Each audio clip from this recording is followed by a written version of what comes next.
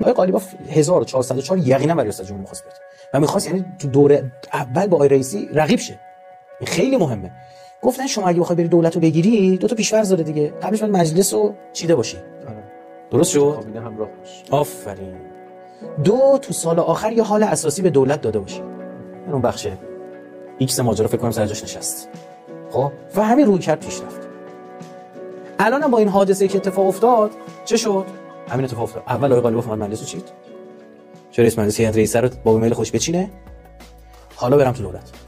منتها کال ماجرا دیگه با زمان کمتر. یک سال. چرا؟ چون دو تا اتفاق افتاد. یکی ما سر کلمون پیدا شد. اون سازوکار خراب کردیم. ایشون تقریبا هیچ کس نتونست مجلس ببره. یعنی شما الان تهران یه نگاه بکنید. چند نفر آورده بود تو لیست گذاشته بود. ایشون فکر کنم با 17 18 نفر میره تو. 1,200,000 تا رأی شد.